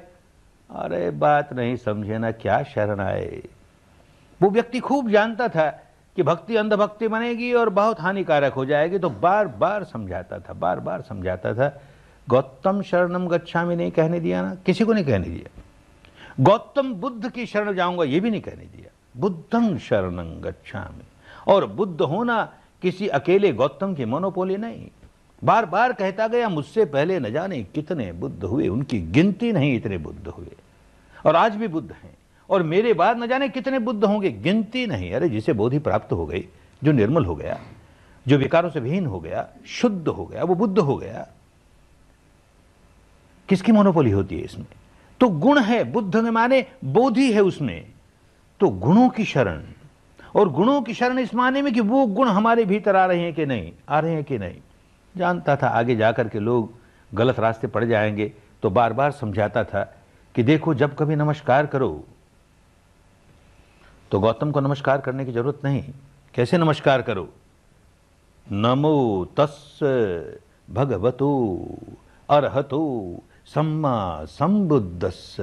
नमस्कार उसको कोई हो, वो किसी जाति का हो, किसी वर्ण का हो, किसी रंग रूप का हो, किसी देश का हो, किसी बोली भाषा का हो, कुछ फर्क नहीं पड़ता, कोई हो, नमस्कार उसको। नमो तस्स जो भगवतो अरहतो, जो भगवान हो गया, अनंत हो गया, सम्मा संबुद्ध हो गया, जो हो गया उसको नमस्कार करते हैं। तो गुणों को नमस्कार कर रहे हैं, व्यक्ति को नहीं। ये च बुद्ध अतीता च ये च बुद्ध अनागत पच्युपन्ना च ये बुद्ध अहं वंदामि सबदा। इस प्रकार वंदना करनी होगी। जितने बुद्ध भूतकाल में हुए, जितने बुद्ध भविष्य में होंगे, और जितने बुद्ध इस समय हैं, उन सब की वंदना करता हूं। तो संप्रदाय में नहीं बंधाना, तो धर्म को समझ रहा है, गुणों को समझ रहा है, गुणों को समझ करके काम करता है। खूब जानते थे आगे जाके बात बिगड़ जाएगी, और बिगड़े नहीं। जितनी सदियों तक नहीं बिगड़ेगी, उतनी सदियों तक लोक कल्याण होगा। भक्ति शुद्ध रूप में रहेगी, श्रद्धा शुद्ध रूप में रहेगी, बड़ा लोक कल्याण होगा। तो कैसे पूजा करोगे, कैसे पूजा करोगे? तो कहा, इमाय धम्मानुधम्म पटिपत्तिया बुद्धं पूजे में। धर्म और अनुधर्म माने स्थूल धर्म से लेके सूक्ष्म धर्म तक, शील से लेके समाधि, समाधि से लेके प्रज्ञा, प्रज्ञा से लेके निर्वाण तक की सारी अवस्थाओं का प्रतिपादन करते हुए, सारे रास्ते पर स्वयं चलते हुए मैं बुद्ध का पूजन करता हूं। यही पूजा है। कोई व्यक्ति हमें कुछ सिखाए और उसकी वो बात तो हम माने नहीं और समझें कि पूजा करके इसको खुश कर देंगे, तो भक्ति की बात नहीं हुई, समझदारी की बात नहीं हुई। सामान्य सी, साधारण सी बात है कि मैं अपने बेटे को कहूं कि तू इस रास्ते जा, तेरा कल्याण होगा, मेरी बात बिल्कुल नहीं माने, वो बिल्कुल उल्टे रास्ते जाए। और सुबह सुबह उठ करके हाथ जोड़ के कहे, बापूजी थारो कमल जिसो मुंह थारी कमल जैसी आंख्या। मारो चांटा उठा के, मूर्ख कहेंगे, क्या टेंटे लगाई रे। मैं कहता हूं वो काम करे नहीं, और प्रशंसा करे मेरी, झूठी प्रशंसा करे। यही कर रहे हैं ना। और करते क्या हैं? किसी को ईश्वर मानते हैं, बुद्ध को भी ईश्वर का अवतार मानते हैं, लेकिन उनके बताए हुए मार्ग पर नहीं चलेंगे। बताए हुए मार्ग पर नहीं चलेंगे, उसको प्रशंसा करके खुश करेंगे। अरे क्या हो गया हमें। विधान को नहीं मानेंगे, विधायक को खुश करना चाहेंगे। नियम को नहीं मानेंगे, नियामक को खुश करना चाहेंगे। धर्म को नहीं मानेंगे, किसी ईश्वर को खुश करना चाहेंगे। अपनी दुर्गति कर लेंगे। क्या करेंगे? होता नहीं। भारत में जब से आया तब से ये प्रश्न बार बार उठता है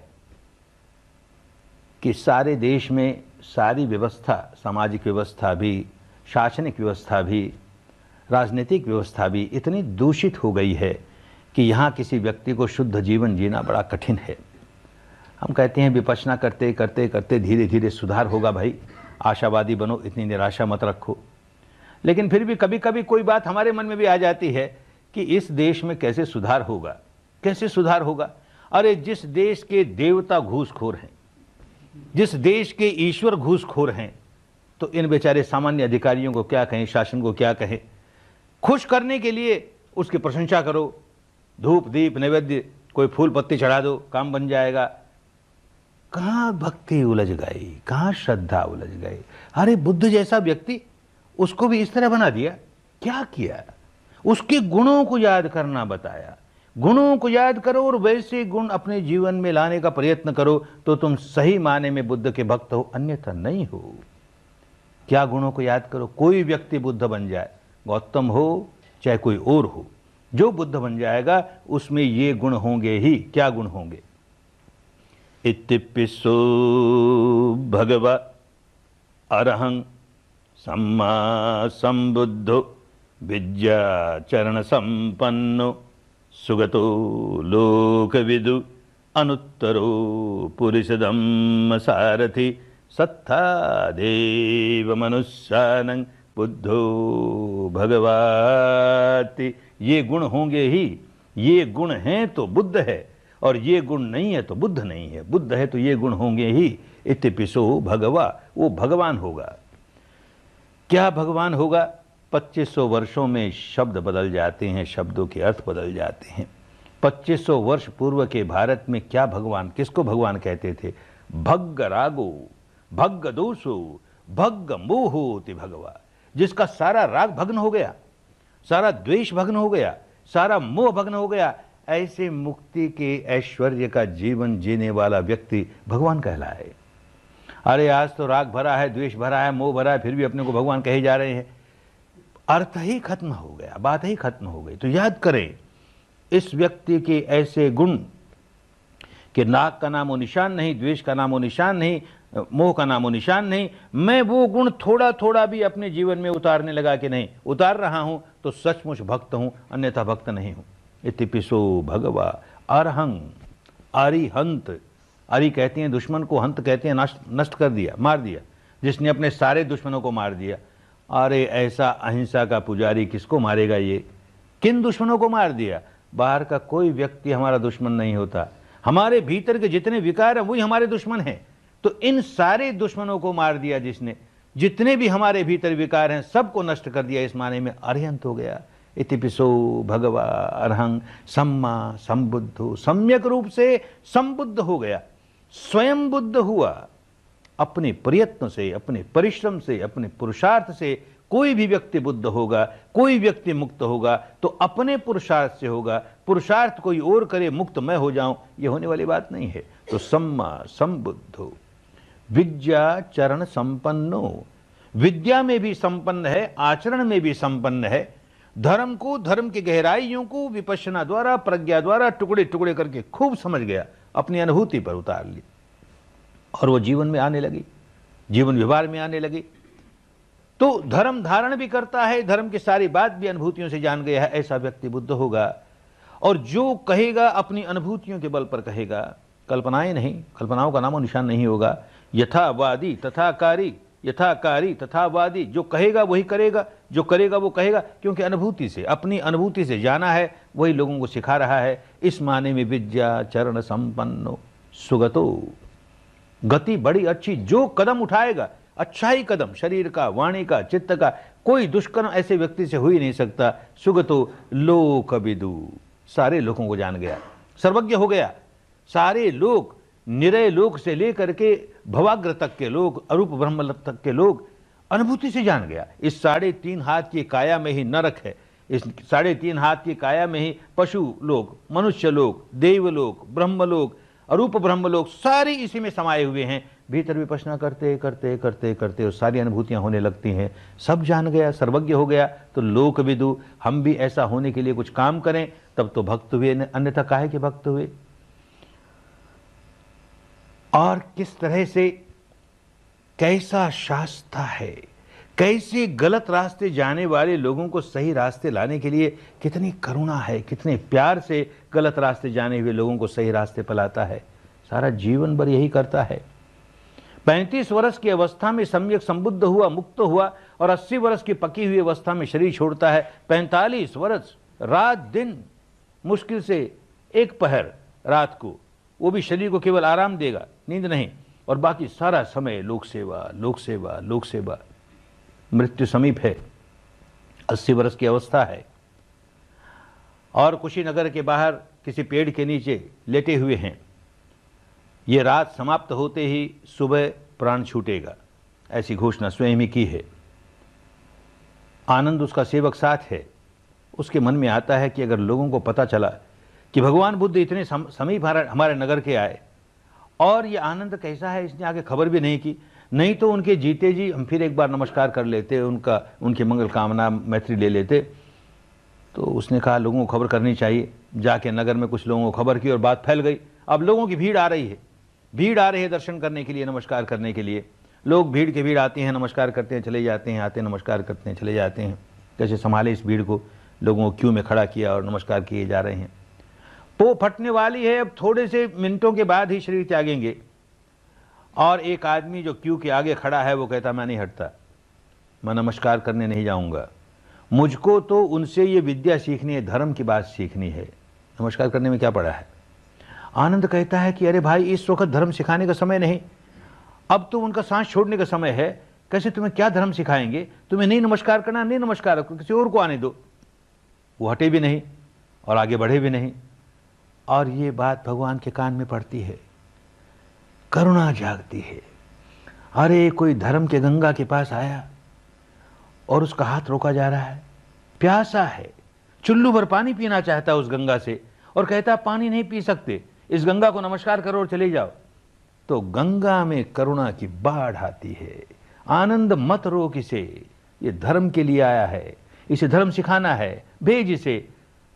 सांस छोड़ते छोड़ते भी एक व्यक्ति को भी धर्म मिल जाए, बेचारा उलझा हुआ है, कैसे साधना होती है, कैसे समाधि होती है, नहीं उलझा, अरे इसको ये विद्या मिल जाए, कल्याण हो जाएगा।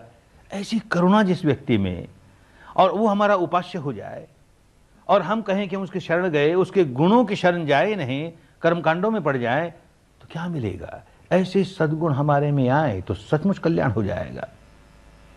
ऐसे ही धम्मं शरणं गच्छामि कहेगा, धर्म की शरण जाता हूं। क्या धर्म की शरण जाते हैं, कभी नहीं कहने दिया बौद्ध धर्म की शरण जाता हूं कि हिंदू धर्म की कि जैन धर्म की, धर्म की शरण जाता हूं। धर्म सार्वजनीन है। जैसे ही धर्म को हिंदू बनाया कि बौद्ध बनाया कि जैन कहा कि ईसाई कहा, वैसे ही धर्म को छोटा कर दिया।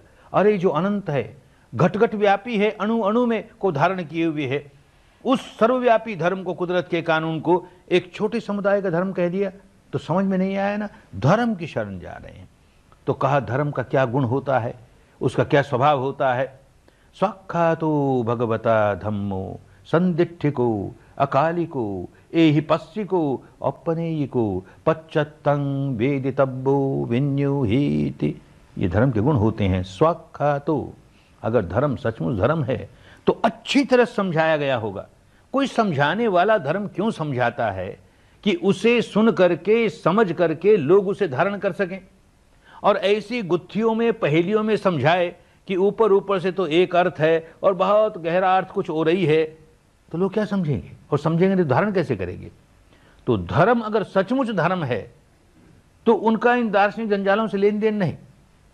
खूब सरल सरल भाषा में समझाया गया होगा, स्वाख्यातो सुआख्यात होगा, और संदिष्टिको धर्म अगर होगा उसमें कल्पना को जगह नहीं। जो सांदृष्टिक अपनी आंखों के सामने जो अनुभूति हो रही है, बस उसी के सहारे कदम कदम कदम कदम चलना होगा। स्थूल से स्थूल अनुभूति होती है तो सत्य है, वो हमें अनुभूति हो रही है, सांदृष्टिक है, कल्पना नहीं है। और इससे सूक्ष्म हुई, उससे सूक्ष्म हुई, यूं करते करते करते अंतिम अवस्था तक पहुंच जाएगा तो समझो धर्म है। और जहां पर कल्पनाएं काम कर रही हैं वहां धर्म नहीं है, संदिष्टिको और अकालिको, काल नहीं लगता। अब हमने धर्म के रास्ते चलना शुरू किया और उसका फल मरने के बाद मिलेगा। अरे कौन देखने क्या मरने के बाद मिलेगा, अभी मिलता है कि नहीं। जितना जितना इस रास्ते पर चलता है उतना उतना फल यहीं मिलना ही चाहिए, तो धर्म है। अन्यथा धर्म के नाम पर कोई धोखा है। अकालिको, अभी उसका लाभ मिलना चाहिए, अभी लाभ मिलने लगा। जीवन में शील समाधि प्रज्ञा आने लगी, जीवन में दुष्कर्म छूटने लगे, सत्कर्म होने लगे, चित्त निर्मल होने लगा, जीवन सुख शांति में आने लगी जीवन में, तो ये पक्का विश्वास हो जाएगा कि मरने के बाद ही ठीक ही होगा। इस जीवन में कोई फर्क नहीं पड़ा और मरने के बाद ये हो जाएगा वो हो जाएगा, तो धोखे ही धोखे की बात। जिसका लोक नहीं सुधरा उसका परलोक नहीं सुधर सकता। तो धर्म वो जो हमारा लोक सुधार दे, लोक सुधारेगा, परलोक अपने आप सुधरेगा। इसी को कहा अकालिको और एहि पश्चिको। बहुत महत्वपूर्ण गुण है धर्म का, एहि पश्चिको, आओ और देखो, आओ और देखो। क्या आओ और देखो, रहा नहीं जाएगा। जो व्यक्ति धर्म का रस चख लेगा, जो केवल बुद्धि विलास करके चला जाएगा, वाणी विलास सुन के चला जाएगा, शिविर में आया, प्रवचन बहुत अच्छे लगे, गुरु जी के प्रवचन, अरे प्रवचन अच्छे लगे कि धर्म अच्छा लगा, तूने चख के देखा कि नहीं। चख के देखे और उसका रस अच्छा लगे तो समझना चाहिए कि धारण किया, कुछ काम किया। ऐसा जिसने काम किया उससे रहा नहीं जाता। चौथा दिन पांचवा दिन होते होते बैठा है ध्यान करने के लिए और मन में आता है, अरे इतना अच्छा रास्ता, इसे तो मेरी माँ भी करे रे, मेरा बाप करे रे, मेरी पत्नी करे, पति करे, भाई करे, बहन करे, बेटा करे, अमुक करे, अमुक करे। फिर होश आता है, अरे हमको तो सांस देखना था, संवेदना देखनी थी, कहाँ भाग गए। फिर काम में लगता है। फिर विचार उठता है, अमुक आदमी बड़ा दुखियारा रे, उसको ये विद्या मिल जाए, बेचारे का कल्याण हो जाएगा रे। रहा नहीं जाता। फिर रोकता है, फिर मन में आता है, फिर रोक, और शिविर समाप्त होने के बाद तो सचमुच नहीं रहा जाएगा, क्योंकि चखा है। तो मन में ऐसा आएगा ही कि ऐसी कल्याणकारी विद्या अनेक लोगों को मिले, सभी तो दुखियारे हैं बेचारे, कैसे लोगों को मिले, मैं इसमें क्या कर सकता हूं, क्या कर सकता हूं। अभी सिखाने की योग्यता तो मुझ में नहीं आई तो क्या कर सकता हूं। कोई अच्छा लेखक होगा तो रहा नहीं जाएगा कि लोगों को पता तक नहीं कि धर्म की गंगा बहने लगी और शुद्ध रूप में लोगों का लाभ होने लगा, तो लोगों को मालूम तो हो तो ऐसा लेख लिखेगा। कोई वक्ता हो तो कहीं बोलेगा, किसी को समझाएगा, और कुछ नहीं तो किसी के पास धन है तो मेरा धन और किस काम आएगा। इससे अच्छा और क्या हो सकता है कि किसी आदमी के निवास के लिए एक कुटिया बना दी, निवास के लिए कुछ बना दी, ध्यान के लिए बना दी, किसी व्यक्ति जो साधना कर रहे हैं उनके भोजन के लिए हमने कुछ दे दिया, अरे एक व्यक्ति का भी कल्याण हो जाएगा, मेरे धन का बड़ा सदुपयोग हुआ। यूं बड़े शुद्ध चित्त से दान देगा जिससे लोगों का कल्याण हो। दान देगा और कोई कहेगा कि अच्छा दान तो दिया लेकिन सेवा करता हूं, इतने लोग मेरी सेवा में लगे, जब मैंने 10 दिन काम किया कितने लोग निस्वार्थ सेवा करते रहे, अरे धन्य है ये लोग, मैं भी इसी तरह 10 दिन जाकर के सेवा करूं। किस लिए? कि अधिक से अधिक लोगों को धर्म मिल जाए, ये विद्या मिल जाए, वो दुखों के बाहर आ जाएं। ऐसा होने ही लगता है। इस मापदंड से मापा जाता है कि ऐसा भाव औरों का कैसे कल्याण हो जाए, औरों का कैसे कल्याण हो जाए, ये भाव आने लगा कि नहीं, और कितना कितना आने लगा। जितना जितना आ रहा है समझो उतना उतना धर्म में प्रगति हुई है, उतनी उतनी इस साधना द्वारा चित्त की निर्मलता हुई है। नहीं तो अपने ही लिए, सारी बात अपने ही लिए, औरों के लिए चिंता ही नहीं करता कोई व्यक्ति। इस साधना का ये एक मापदंड है जिससे मापते हैं। एहि पश्चिको, औपनेयी को, ऊपर की ओर ले जाने वाला, मुक्त अवस्था तक ले जाने वाला, हर कदम सारा का सारा रास्ता इतना स्पष्ट है, राजमार्ग है, सीधा है कि कहीं भूल भलैया नहीं, कहीं अटक जाए ऐसा नहीं। हर कदम हमको आगे बढ़ाता चला जाता है। आदि में कल्याणकारी, मध्य में कल्याणकारी, अंत में कल्याणकारी। कल्याण ही कल्याण। केवल शील का पालन कर ले तो कल्याण हो गया, समाधि का करे और कल्याण हो गया, प्रज्ञा का करे और कल्याण हो गया, निर्वाण का साक्षात्कार कर ले तो कल्याण का कहना क्या, अनंत कल्याण हो गया। तो हर कदम जितना जितना काम करे उतना उतना लाभ आवे ही। इस रास्ते पर किया हुआ जरा सा भी प्रयास व्यर्थ नहीं जाता, फल मिलता ही है, आगे की ओर ले जाता चला जाता। इसलिए उपनेयी को और पच्चतंग वेदितव्यो विन्यूहीति, जो विन्यू है, समझदार लोग हैं, पच्चतंग प्रत्यात्म, अपनी ओर, अपने बारे में क्या सच्चाई है, धर्म वही है, उसको वेदनाओं से जानने का काम हर आदमी कर सकता है। वो अपने को हिंदू कहता फिरे, बौद्ध कहता फिरे, जैन कहता फिरे, ईसाई कहता फिरे, कि ब्राह्मण कहे कि शूद्र कहे, कि क्या फर्क पड़ता है। हर आदमी इस विद्या द्वारा अपने भीतर क्या सच्चाई है उसको वेदनाओं से जान करके अपना कल्याण कर सकता है। हर आदमी कर सकता है, सार्वजनिक बात है, कोई संप्रदाय में बंधने की बात नहीं है। सांप्रदायिकता जहां आई वहां समझ लो धर्म नहीं है। सांप्रदायिकता के बाड़े तोड़ करके जो सार्वजनीन बात है वो धर्म की बात है। तो ये 6 गुण, मैं जिस रास्ते चल रहा हूं उसमें ये 6 गुण है या नहीं, ये जांच के देखेंगे और फिर चलेंगे खूब। ऐसे ही संघम शरणम गच्छामि कहने वाला आदमी, संघ क्या संघ होता है, उसके क्या गुण होते हैं। सुपटिपन्नो भगवतो सावक संघो, उजुपटिपन्नो भगवतो सावक संघो, न्यायपटिपन्नो भगवतो सावक संघो, समीचिपटिपन्नो भगवतो सावक संघो, यदिदं चत्तारि पुरुषयुगानि अष्टपुरुष पुग्गला, एष भगवतो सावक संघो। संघ संतों का समूह, उसको संघ कहते हैं।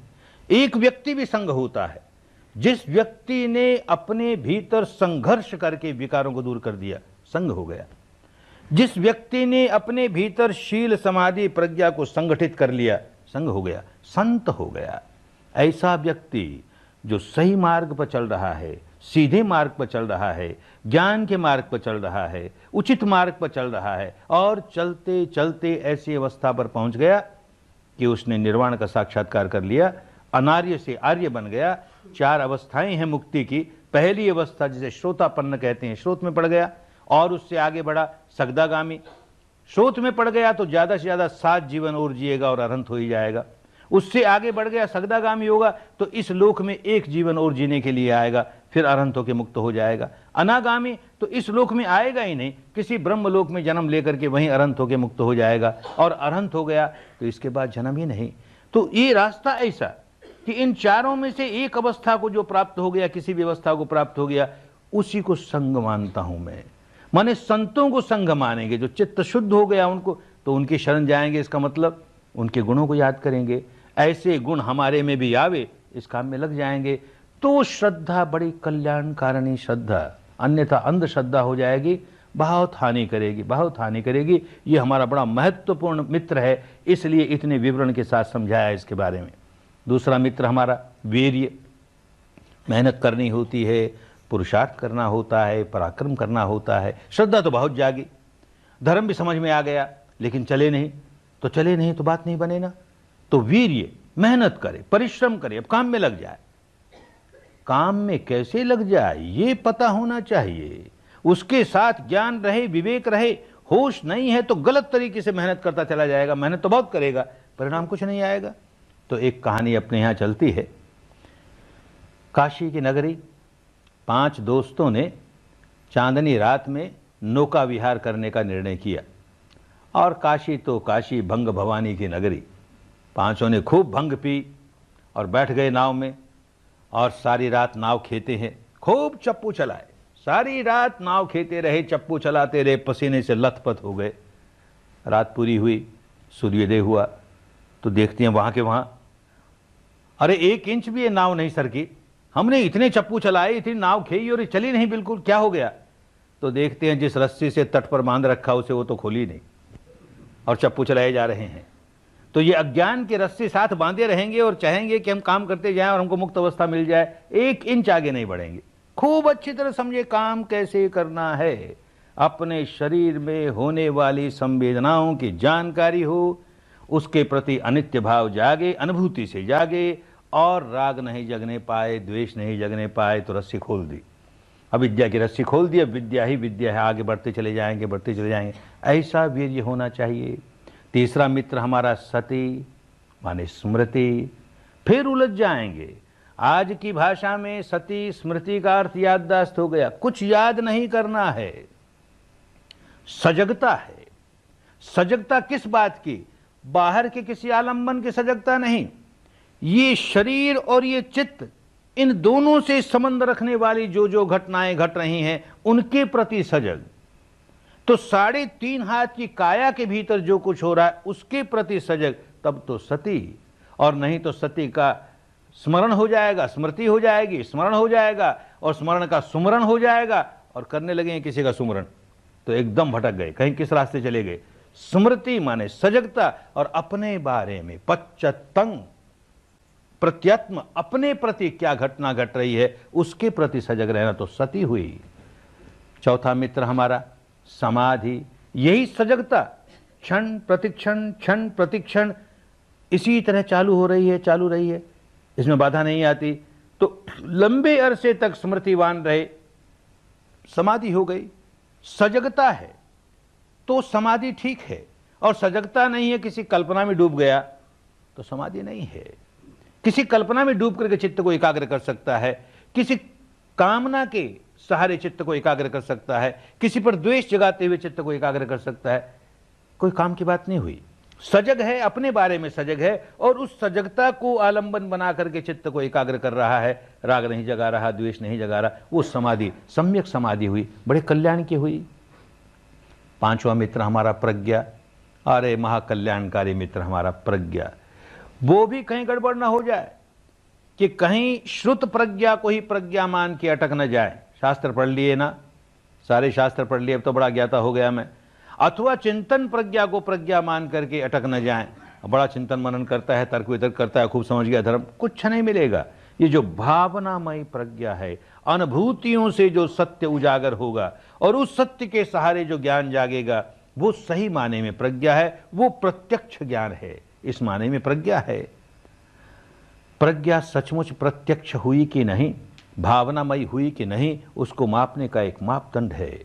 अगर सचमुच भावनामयी प्रज्ञा है तो इसका मतलब हमको संवेदनाओं के सहारे सच्चाई को जानते जानते, उसके अनित्य स्वभाव को जानते जानते हम समता में स्थापित हुए। राग नहीं जगाते, द्वेष नहीं जगाते, मन को अशांत नहीं होने देते, बेचैन नहीं होने देते, समता रहती है, सही माने में अंतर की गहराइयों तक समता रहती है, हम बड़े शांत रहते हैं, बड़े सुखी रहते हैं। ये समता जीवन में भी आने लगी कि नहीं, ऐसे जांचते रहेंगे।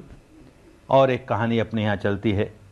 एक बहुत धनवान व्यक्ति बुढ़ापे में मर गया, 2 लड़के उसके, बहुत धन संपदा। तो जैसे अपने यहाँ होता है, कुछ वर्षों तक तो संयुक्त परिवार में दोनों साथ साथ चले, फिर किसी बात को लेकर के मनमुटाव हुआ, झगड़ा बढ़ा, तो तय हुआ कि सारी संपत्ति आधी आधी बांट ले, जमीन जायदाद रुपये पैसे सब बांट लिए। सारा कुछ आधा आधा बंटवारा होने के बाद किसी ने देखा कि बाप ने कहीं गुप्त जगह एक पुड़िया छिपा के रखी, उसे भी निकाल रहा है, इसको भी बांटे, भाई क्या है इसमें। तो देखा उसमें 2 मुद्राएं, 2 अंगूठियां, एक अंगूठी पर बड़ा कीमती हीरा जड़ा हुआ और दूसरी मामूली चांदी की अंगूठी। तो बड़ा भाई को लोभ आया, वो छोटे भाई को समझाता है कि मुझे ये लगता है कि ये बाप की कमाई नहीं है, इसलिए अलग रखा है इसको, ये पुरखों की कमाई है, और पुरखों की कमाई है तो पीढ़ी दर पीढ़ी चलनी चाहिए। बेच करके इसका हम धन बांट लेंगे तो चलेगी कैसे ये? मैं बड़ा हूं, मैं संभाल के रखूंगा, तो ये हीरे वाली मेरे पास रहने दे और चांदी वाली तू ले। छोटा भाई मुस्कुराता, अच्छी बात, खुश रहो, आप हीरे वाली से खुश रहो, हमको चांदी वाली ठीक है। बंटवारा हो गया। दोनों के जीवन में उतार चढ़ाव आते हैं, बसंत आता है, पतझड़ आता है, बसंत आता है, पतझड़ आता है। जिसने हीरे की अंगूठी पहन रखी है, बसंत आता है तो बांसों उछलता है, और पतझड़ आ जाता है, मनचाही नहीं हो रही, अनचाही हुई जा रही है, तो इतना उदासी में डूब जाता है, इतना उदासी में डूब जाता है, जब देखो तब टेंशन ही टेंशन, टेंशन ही टेंशन, डिप्रेशन ही डिप्रेशन, हाइपर टेंशन। तो ट्रैंक्विलाइजर्स लेता है, स्लीपिंग पिल्स लेता है, और बात बढ़ते बढ़ते इलेक्ट्रिक शॉक लगते हैं। ये बड़े भाई की हालत जिसने हीरे की अंगूठी ली। छोटा भाई चांदी वाली अंगूठी को देखता है, बाप ने इतनी कीमती हीरे की अंगूठी संभाल के रखी, ये बात तो समझ में आई। मामूली चांदी की अंगूठी इसी क्यों संभाल के रखा, इसमें भी कोई ना कोई रहस्य है। बड़े ध्यान से देखता है तो उस पर कुछ लिखा हुआ है, कुछ खुदा हुआ है। क्या लिखा है? पढ़ता है उसे, तो उस पर लिखा है, यह भी बदल जाएगा। ओ, ये मेरे बाप की सीख है, यह भी बदल जाएगा। बड़ा खुश है, अंगूठी पहन रखी है। बसंत आता है तो नाचता नहीं, उछलता नहीं, अरे ये भी बदल जाएगा, जब तक है तब तक ठीक है, इसका भोगी भोगें, पर कैसे भोगे? तेन त्यक्तेन भुंजिता, त्याग करके भोगे, अनासक्त होकर के भोगे। और देखते देखते बसंत चला गया, पतझड़ आया, फिर अंगूठी को देखता है, ये भी बदल जाएगा, रोता नहीं। ये पतझड़ भी हमेशा रहने वाला नहीं है, ये बसंत भी हमेशा रहने वाला नहीं है, चित्त समता में रहता है। ये उदाहरण की बात है। ऐसी प्रज्ञा भीतर जागने लगेगी तो बाहर के जीवन में प्रकट होने लगेगी, उसका प्रकटीकरण बाहर होने लगेगा। बाहर के जीवन में चाही अनचाही घटनाएं होते हुए हम अपने चित्त को समता में रख पाते हैं कि नहीं, ऐसा अपने को जांचेंगे। तो ये पांचों के पांचों मित्र समझदारी के साथ, इनकी निर्मलता रखते हुए, विवेक के साथ इनको अपने साथ रखेंगे तो 5 बड़े बल हैं, ये बहुत बड़े बल हैं, और इन बल के सहारे सहारे सहारे मानव जीवन को सफल बना लेंगे। बहुत कल्याणकारी मित्र हैं हमारे, इन 5 मित्रों को साथ रखें और बाकी जो 3 दिन बचे हैं उसका खूब उपयोग करें, खूब अच्छा उपयोग करें, समझदारी के साथ उपयोग करें और अपना मंगल साध लें, कल्याण साध लें। इस तपोभूमि पर जो जो तपने आए समझदारी के साथ तपे और उनका खूब मंगल हो, खूब कल्याण हो, खूब स्वस्थ मुक्ति हो, स्वस्थ मुक्ति हो। भवतु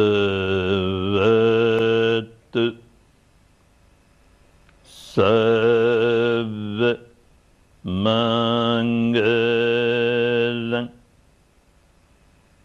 भवतु सर्वमङ्गलं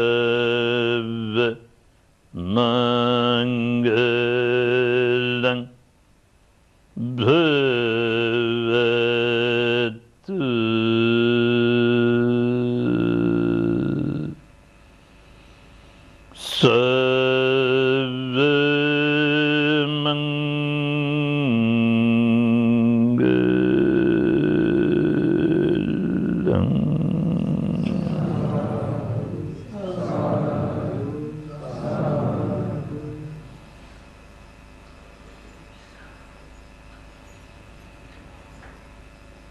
भला हो, भला हो, भला हो।